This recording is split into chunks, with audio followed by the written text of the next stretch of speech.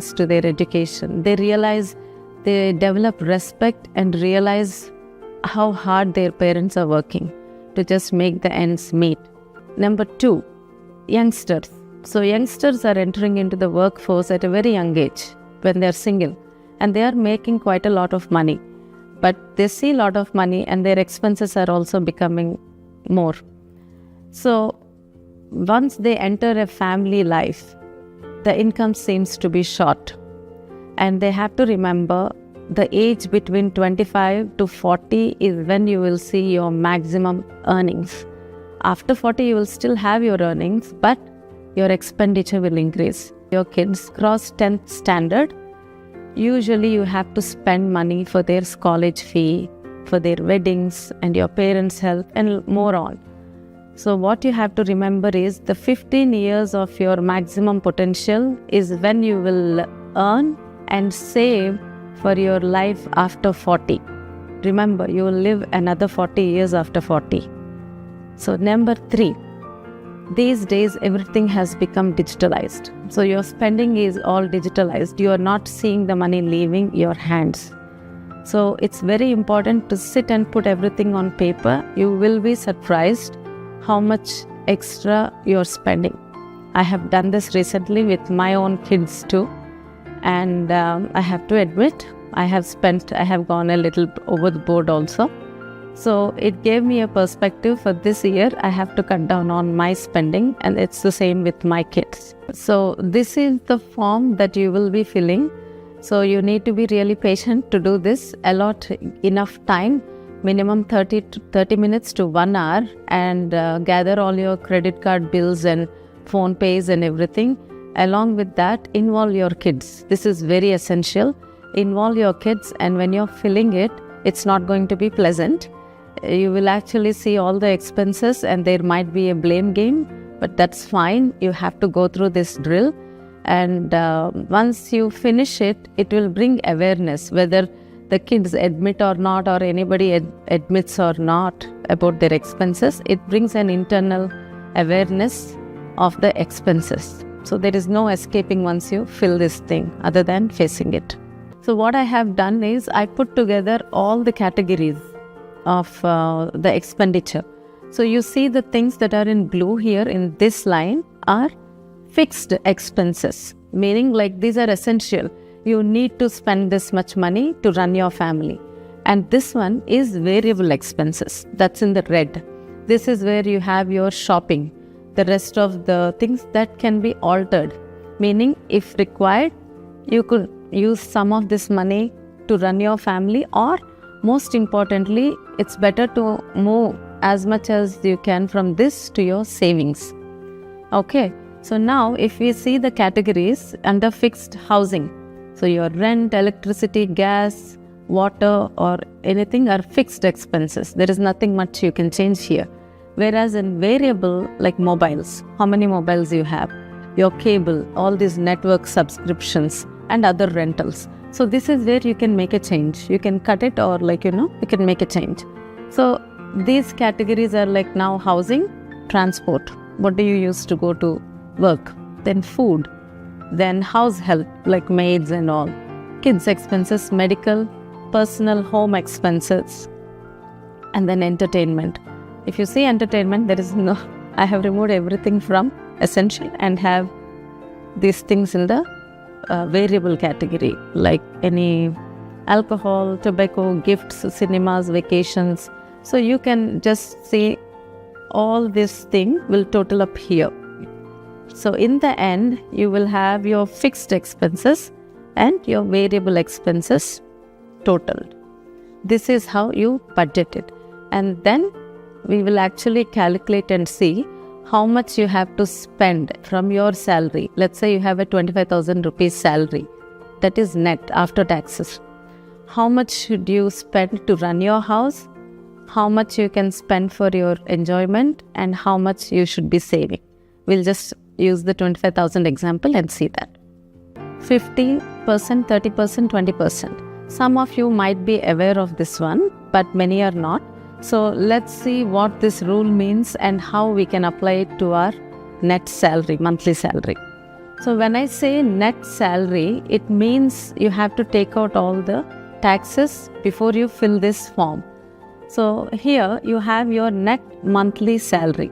Fill it here, your dividends and interest that you're earning, any agricultural income and any other income. So, and your total here, your total is here. So this is your monthly spending money, salary or income.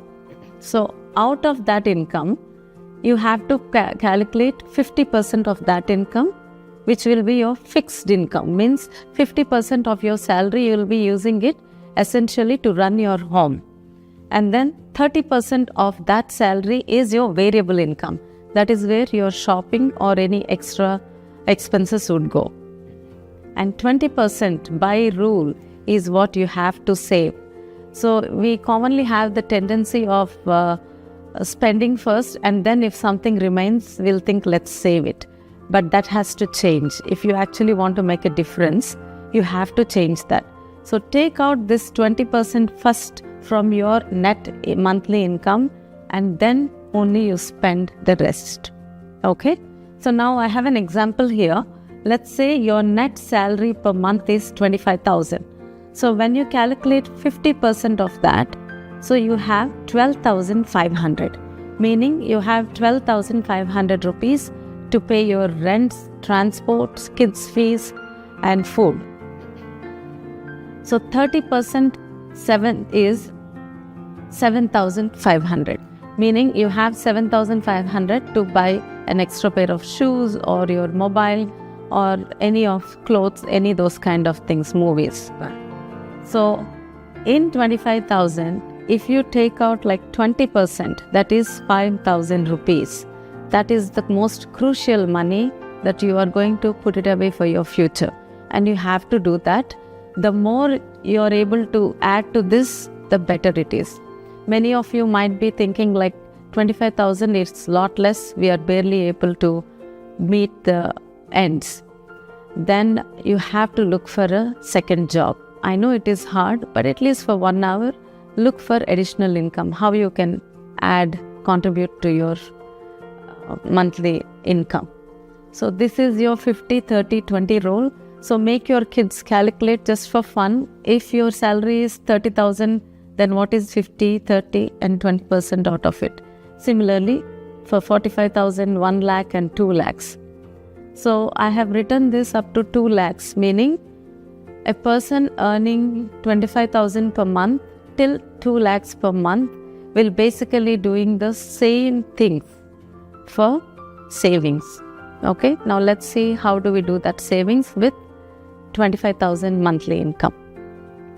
So when it is 25,000 monthly income, your savings are 5,000 rupees, right? So what you will do is you open a Indian Post Payment Bank account. I'll tell you why you need this particular account. When you have lower income, it is difficult to buy life insurance or health insurance upon this with that salaries and savings. So Indian Post Payment Bank has tied up with the Reserve Bank and Bajaj Alliance, and they have a decent life insurance plan and a health insurance plan that is affordable to most of the people. So your savings, your salary goes into this bank. So the good thing about IPPB is it has a mobile app, meaning you can do your bill pay, you can do your automatic debits to these accounts with the mobile app. So once your salary is here, step 1, what you need to do is take your 5,000 out, the savings out. So if you have high interest loans, that you're paying high interest on any loans, please pay those. So number 1, get a life insurance and health insurance. You see these things here are in red. One is life insurance, health insurance, emergency fund. These 3 are essential for everyone in their life, no matter how much your income is. So I'll explain why. So if you are the only person that is earning in the family, if something were to happen to you, then you should have life insurance to support your family so that they can, it will help them for a few months till they find another job. Then health insurance. If some health issues happen, then you will be hospitalized, not be able to go to work. So the hospital bills will be paid with this, and then you will have some savings that you can use to run the family. And then emergency fund. We might be neglecting this thing, but this is very essential. This emergency fund, as per rule, you are supposed to save 3 to 6 months of your salary. So let's see how do we do that. So step 1 is buy life insurance. If you are 25,000 rupees salary, then I would suggest you to buy a insurance that is 500 rupees per year. Please pay attention. 500 rupees per year, you will be covered for 2 lakhs in case of any kind of death. Okay? So if you can afford 800 rupees per year, which I think everyone can, you will get another insurance that is accidental scheme 799. That will give you coverage up to 15 lakhs. So if there is any accidental death or any kind of death, you will get up to 10 to 15 lakhs. And you just need to pay 800 rupees per year. So this is what you will do with your life insurance. That is step 1.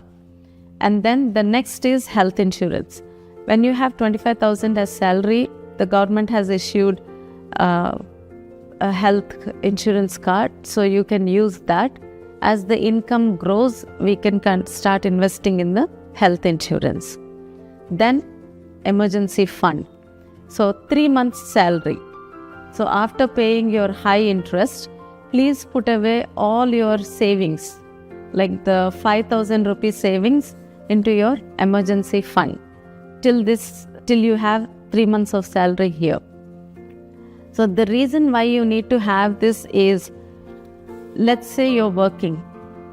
Now, if something were to happen, life insurance will cover. If something were to happen with short-term health, that's fine. Your health bills will be covered.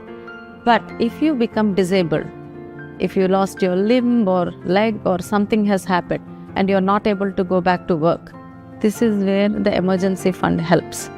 So you can first continue to live with this 3 months salary.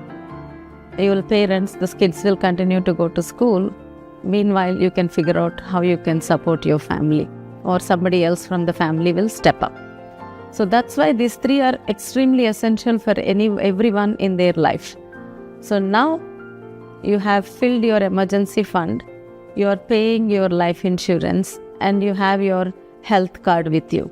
So the rest, now what do you do?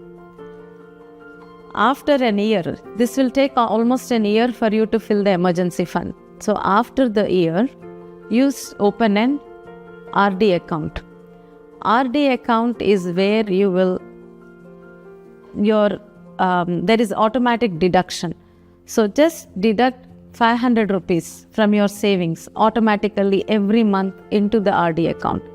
So RD account gives you 6.7% interest. So it will automatically deduct every month from your salary. Then for your girl, if you have a girl child and if she is under 10 years, please open Sukanya Suvidha. If you have not done it yet, please do it. So save 1,000 rupees for the girl child. Okay?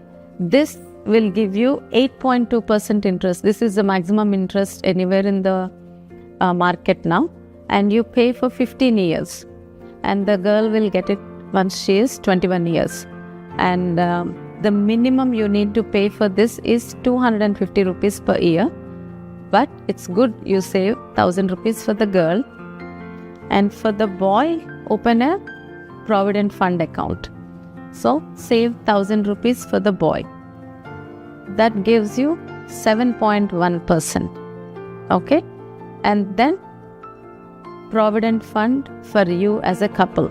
Save 1,500 for yourself.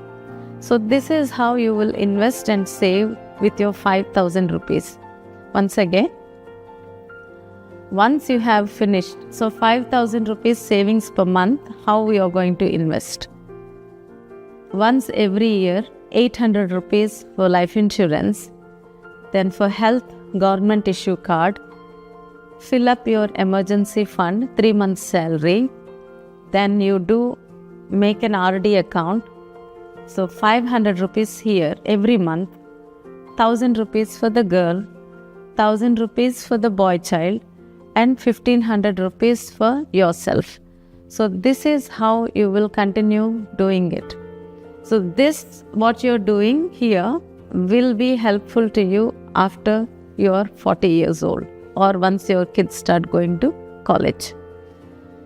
Now, let's say you have sold something, a land or ancestral property, or somehow you got a lump sum amount, and your RD, you're getting like a big amount from that. So what do? Then you go into investments. So this is where you put your money into mutual funds and fixed assets.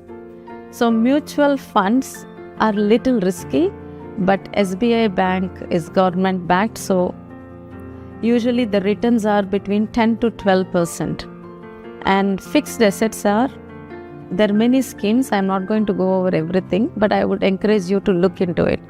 When you have bigger amounts, like let's say 10,000 rupees, you can put them in for MIS, monthly income scheme, 7.5%. Use TD, means fixed deposits for 5 years, 7.5% interest. National Savings Certificates, Senior Citizen Scheme. So all these, and gold bonds, all these are fixed assets. So this is where most important thing is. Everyone wants our money to grow fast, but you should also make sure it is safer. So you have to divide how much risk you have to take and how much you should be safe. So for that, if your age is under 40 and you have a lump sum amount after doing all these things, then invest 70% in mutual funds and 30% in fixed assets. Let's say you're between 40 to 60, then